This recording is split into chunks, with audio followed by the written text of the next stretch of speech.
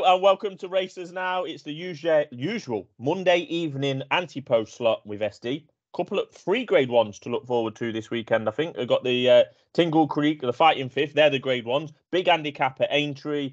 The London National, Borders National on Sunday. It's all going off. SD, plenty to look forward to. We've got competitions coming out of our ears, and you're going to detail the first competition right now.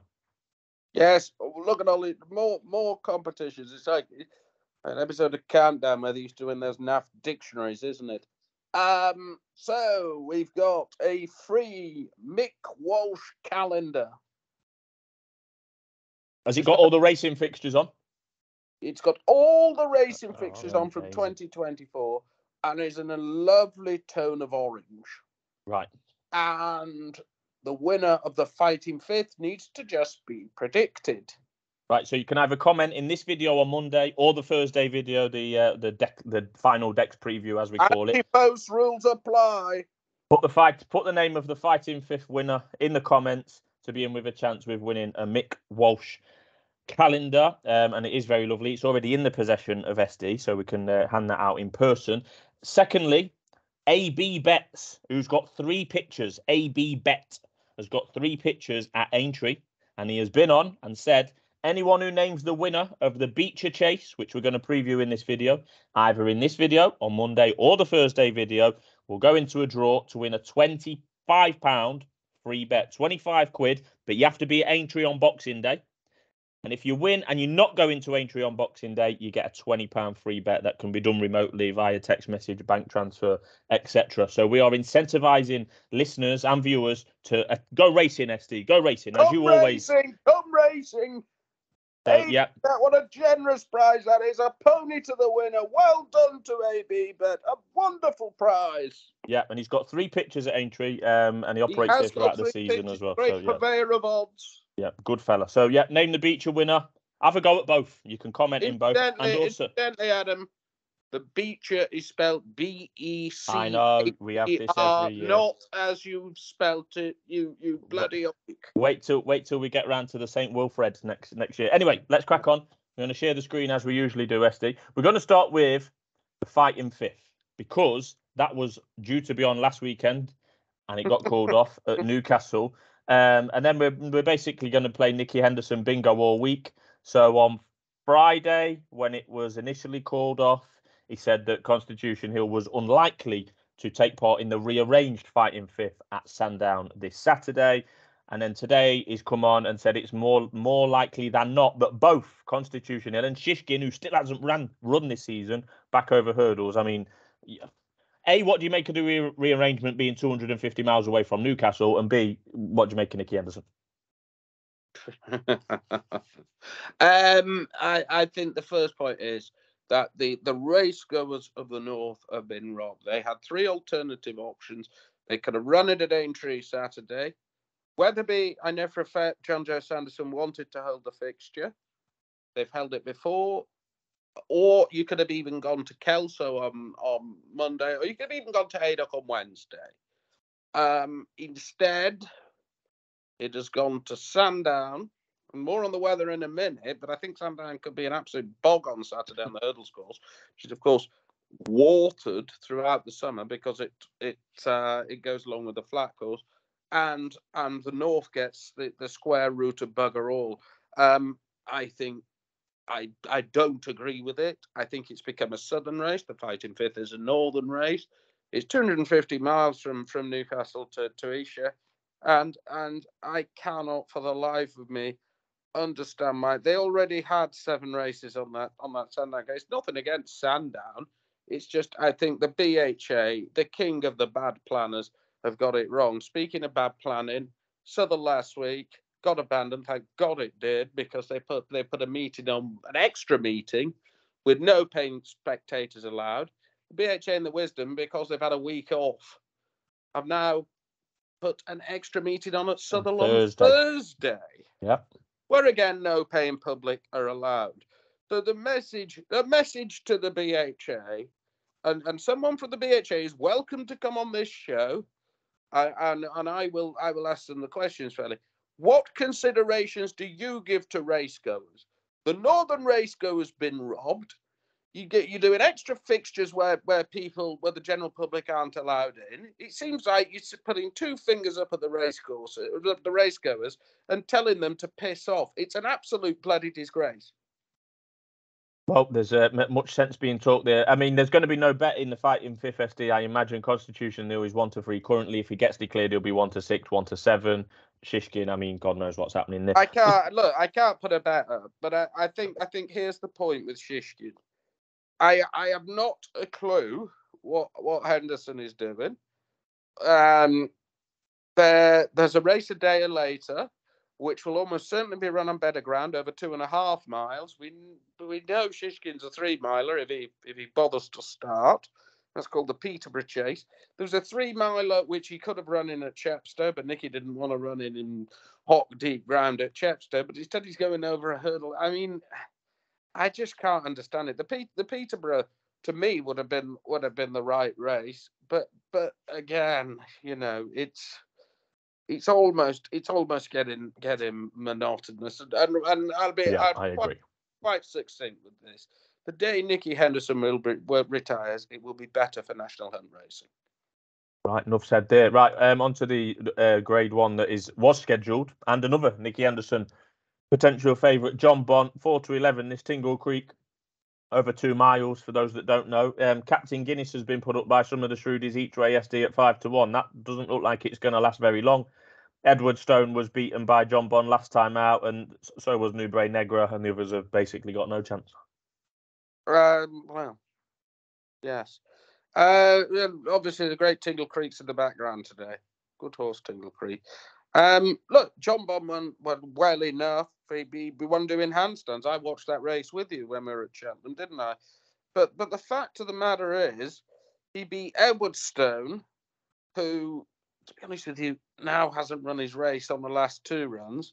He beat Nuba Negra, who's, you know, it's a long time Nuba Negra ran to form, and Editor De Geet was tailed off and has stunk in 2 runs this year. It is questionable what the horse achieved that day. What he could have done, of course, is they're not quite trees, but he could have beat trees. Edwardstone, sensibly, they're trying I think they're probably going to try the Peterborough with Edwardstone, which heightens interest in Captain Guinness. I thought Captain Guinness was very good, you know. First time up at I think it was Navan, in pretty deep ground. I think it's not going to be as tested on the over fences at Sandown, but it's still going to be tested enough. And I thought he was great that day. He has got a bit of work to get back to John Bond. It was 3 3/4 lengths on Whitbread Day, wasn't it? But I thought he looked a better horse first time out, Captain Guinness. And I think 5-1 each way, because I don't think the third favourite's going to run. Boot Hill, we know, isn't good enough. I mean, Boot Hill's not good enough. My God, the rest of them aren't. Alex Hobo, Nuba Negra Nuba Negra's gone at the game. You've got to back Captain Guinness each way. I don't think there should be 4-11, 5-1. That 5-1 will be gone in the morning. You'd thought, but just back Captain Guinness. Captain Guinness each way. Yeah, the thing is with this Captain Guinness and John Bond, really, John Bond, long odds on at Cheltenham, won. Going to be long odds on here. Should win at the price. The market suggests that. And he might run one more time before Cheltenham. It's good that Captain Guinness is coming over from Ireland to represent that form, because if not, John Bond would be winning 3 or 4 races going into the festival, and then we're finding out then, because that's when the likes of El Fabiolo, etc., are going to be there in opposition. So it's just where. This does happen every year. I'm sick of these people. Games on, etc., etc. No, I'm not saying that, but it does happen every year. Yeah. Was running around Wincanton winning 2 runner races at 10 on. Nobody seems to have a problem then. It's just, you know, the problem is we've got social media now, and everybody's got a bloody opinion. Well, the problem is that the UK contingent in this division isn't great, as you can see on screen here, as we saw at Cheltenham. Look, John Bond's a pretty good horse. He was put in his place by El Fabiolo. We don't know what's around the corner, do we? To say they're not great, in fairness, you know, Edwardstone. Well, you've just said Edwardstone weren't great. No, but Edwardstone is an Arkler and of course a Tingle Creek winner. He won this last year, so it just Probably shows a career best in this last year. Yeah, and I think the wheels have come off since then. Right. So Captain Guinness 5-1 each way. Yeah. Right. I think We'll that's it. I think that's fair. Anything else at Sandown before we go on to Aintree, or do you want to go to Aintree? I was looking at the London National, one of many nationals. Yeah, too many, SD. Too many. There's 2 this weekend alone. Well, the Borders National, what a great race that is. Oh, I can imagine. Later.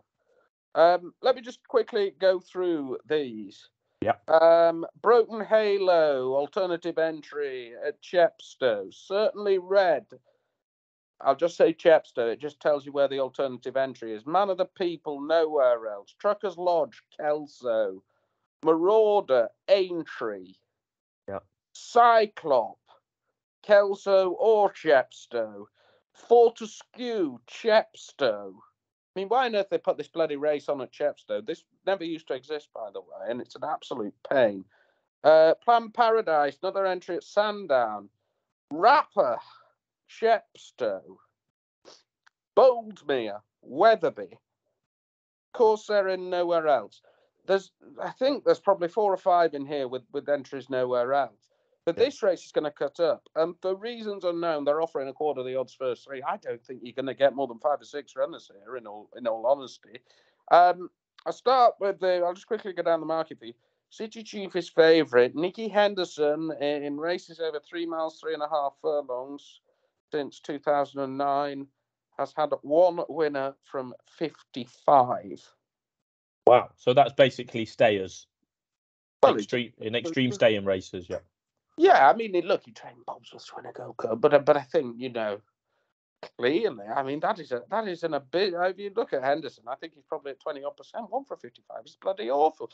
I didn't think Chief did that much first time out either at Cheltenham. He was beaten 15 lengths. He's just that price because of that man. Beauport, I don't know if he'll stay. Didn't particularly interest me. I thought Fontaine Collonges would win here. Put this up the other week, did you? Yes, I did, and it was a non-runner. So I'm going to look like a right tit now if it doesn't run. But look, I wouldn't normally suggest backing them each way, but I think as a quarter for us 3, you're going to be on a very good bet for Saturday. Loves testing ground. I think he wants a trip. He's not entered anywhere else. Venetia's still very much in form. He won on Betfair Day last year off a mark of 132. They've somehow managed to get him back down to 133. I think he'll win this. I don't think there'll be many runners at all, and I think he's a bet at the moment. Yeah, I certainly wouldn't want to be laying a quarter the first 3. Yep, okay, I'll put you down. Quarter first 3, 4-1. Anything in this Novices Chase, Henry VIII?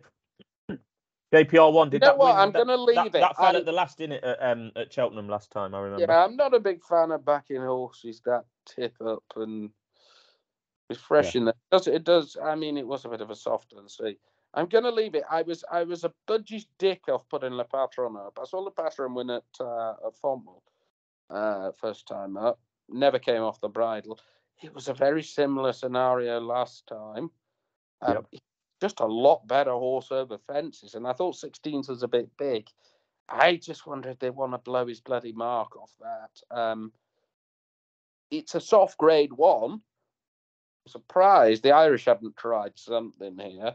But it's a soft grade 1. Colonel Harry looked all right at Chepstow. Yeah, I remember that.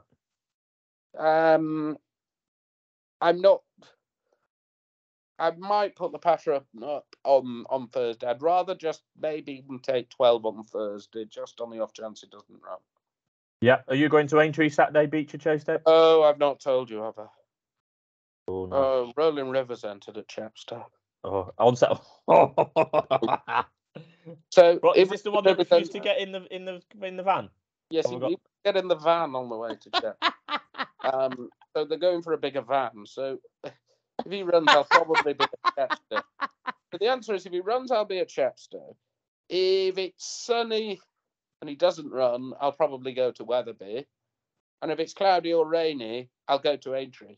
Right. Well, just So, so the listeners know Kelso Sunday. Kelso Sunday for that's the important.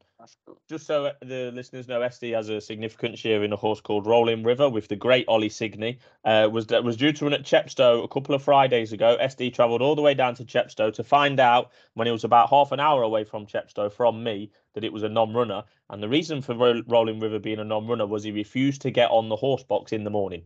So he didn't even load on the box to get to the race course. So that was an interesting day. So hopefully, A, he loads into the box on Saturday, and B, he races and see that he wins for you, SD. But right, anything in this Becher? Yes. Go on then. I think you've got to. I think there are question marks on the race that you've got to play. Now, I know Ashtown Lad. For God's sake, if Ashtown Lad wins, and I hope it doesn't because they ain't backing it. Skelton, don't do that bloody aeroplane thing. You're not on Air Force One. Oh, I like it, man. Like you need a bit of personality. Who else is doing it? Frankie jumps off horses. Skelton does the aeroplane. Well, Frankie retires, then doesn't retire, then goes in the jungle, then retires. You need a bit of personality in the game. Keep doing it, Skelton. Well, clearly. Right, come on, back on. Look, I didn't like his run first time up at all at Wincanton. Look, he might have needed it, but good God, he jumped awful that day. He shouldn't be favourite for this. He might have won it last year, but I'm not a big fan of backing a horse that was pulled up last time for a competitive handicap at 5-1. This race largely revolves around whether Gordon runs Cocoa Beach.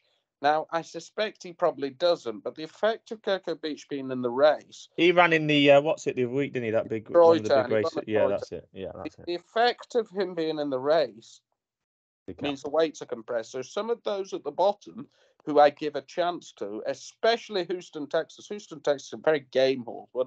Run really quite well in the Cumberland Handicap Chase at Carlisle. And he's also entered on Sunday.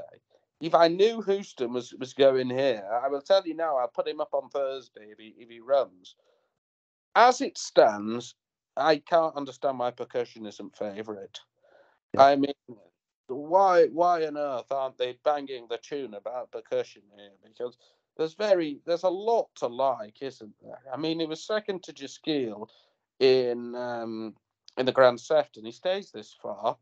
Gav will be on, the great Gav Sheehan, who had a good weekend, yeah. The Hennessy winner, didn't he? Yeah. He beat Frero Bamboo was back in third. Frero Bamboo should have won at Newbury on Friday, but flattered the last. I saw that. I don't think it's bad form at all. And I was looking at the rest of them, and I'm thinking, well, I'm not sure Fantastic Ladies Days. Mr. Coffee, never wins. Third season novice. Highland Hunter was second at Kelso 12 this mail. That's fair enough. There's not a lot in the race apart from this Houston, Texas, who I will be putting Houston, Texas up if Cocoa Beach doesn't run. You can't back the horse now because he's doubly entered. Yeah. And he's currently out the weights. But so you're on Percussion? No, I'm on about Houston. I know, but are you going to be on Percussion for the purposes of this anti-poach video? Each way or win?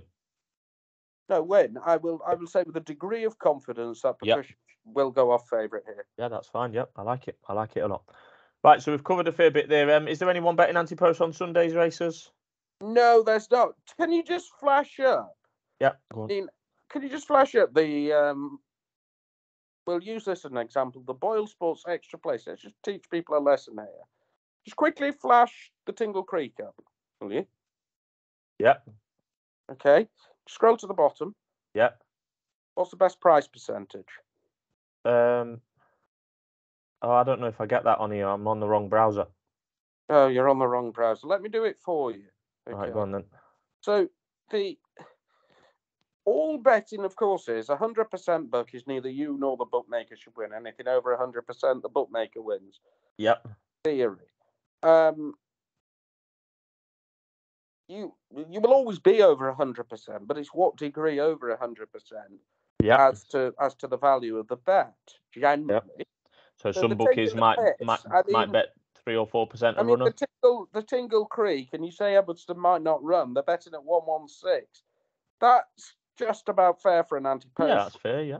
Now, if I switch, and I do like one in this race, but they can frankly do one in the extra places handicap hurdle. Yep, got it.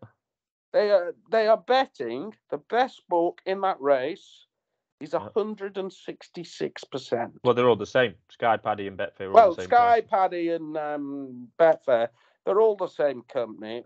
Look, you cannot bet at those prices. Yeah, that's fair. You don't get your money back if they don't. And I do quite fancy one in this. I don't think it's a bad price, actually. It's Bashers.